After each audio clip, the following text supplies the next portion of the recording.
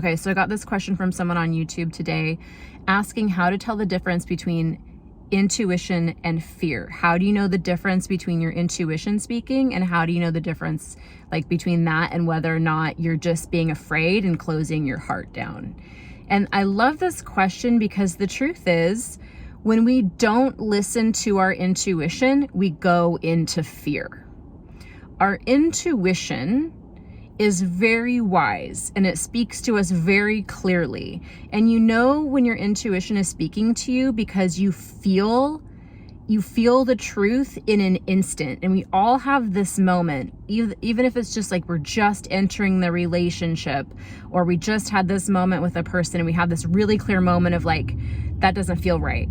But then what we tend to do is we tend to talk ourselves out of listening to our intuition.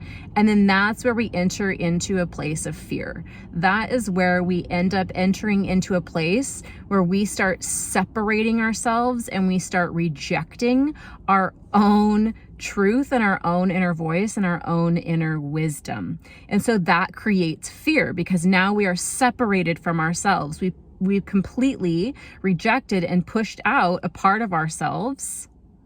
And now we feel separated. And now we feel isolated from ourselves. And now we're in fear and now we're in doubt. One of the hardest things for us to do is actually admit the truth to ourselves. The truth as we see it, the truth as we feel it, and the truth as we know it. When you are truly listening to your intuition, you are truly trusting yourself, you are truly actually being obedient to your inner truth and your inner voice. It can feel scary if you've never done it before. It can feel scary if you've learned to not listen and obey your inner voice because it's new and it's different and it's uncomfortable. So it's important to recognize that you might feel scared because it's new, it's different, it's uncomfortable, and you don't know what the outcome is going to be.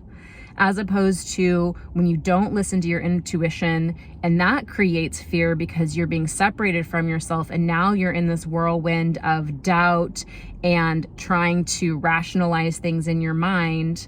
That can be really familiar. So even though that is still fear-based and that's uncomfortable and you can be miserable in this situation or this relationship or whatever the circumstance is, it will at least be a familiar fear.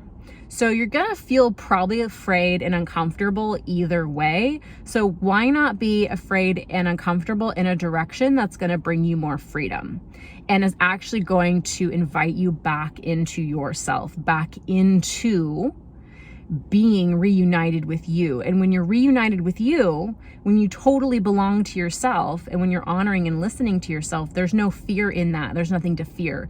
Fear comes because we feel separated. Fear comes because we feel